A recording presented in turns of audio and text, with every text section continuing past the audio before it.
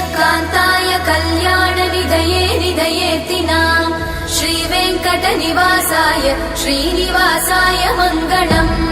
लक्ष्मी सविभ्रमालोकसुभ्रूविभ्रमचक्षुषे चक्षुषे सर्वलोकानां वेङ्कटेशाय मङ्गलम् श्रीवेङ्कटाद्रिशृङ्गाग्रमङ्गलाभरणाग्रये मङ्गलानां निवासाय श्रीनिवासाय मङ्गलम् सर्वावयव सौन्दर्य सम्पदा सर्वचेतसां सदा सम्मोहनायास्तु वेङ्कटेशाय मङ्गलम् नित्याय निरवध्याय सत्यानन्दचिदात्मने सर्वान्तरात्मने श्रीमद् वेङ्कटेशाय मङ्गलम् स्वतः सर्वविदे सर्वशक्तये सर्वशेषिने सुलभाय सुशीलाय वेङ्कटेशाय मङ्गलम् परस्मै ब्रह्मणे पूर्णकामाय परमात्मने प्रयुञ्जे परतत्त्वाय वेङ्कटेशाय मङ्गलम् आकालतत्त्वमशान्तमात्मनामनुपश्यताम् अतृप्त्यमृतरूपाय वेङ्कटेशाय मङ्गलम् प्रायस्वचरणौ पुंसां शरण्यत्वेन पाणिना कृपया दिशते श्रीमद् वेङ्कटेशाय मङ्गलम् दयामृततरङ्गिण्यास्तरङ्गैरिव शीतलैः अपाङ्गैः सिञ्चते विश्वम् वेङ्कटेशाय मङ्गलम् स्रग्भूषाम्बरहेतीनां सुषमावहमूर्तये सर्वाद्दिशमनायास्तु वेङ्कटेशाय मङ्गलम् श्रीवैकुण्ठविरक्ताय स्वामि पुष्करिणीतटे रमया रममाणाय वेङ्कटेशाय मङ्गलम्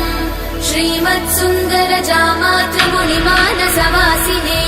सर्वलोकनिवासाय श्रीनिवासाय मङ्गलम्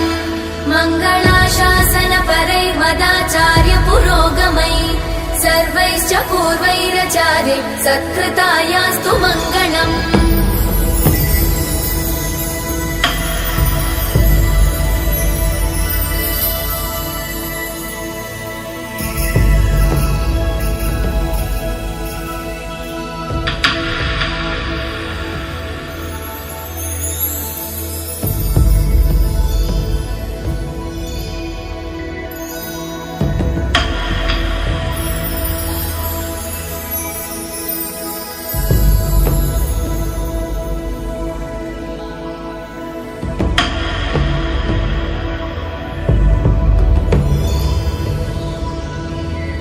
श्रियकान्ताय कल्याणनिधये निधयेऽर्तिनाम् श्रीवेङ्कटनिवासाय श्रीनिवासाय मङ्गलम्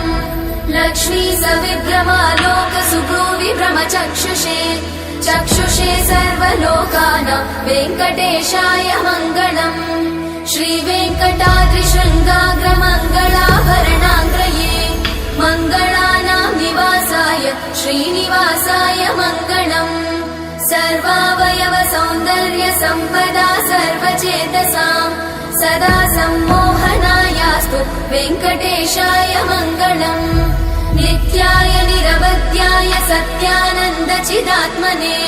सर्वान्तरात्मने श्रीमद् वेङ्कटेशाय मङ्गलम्।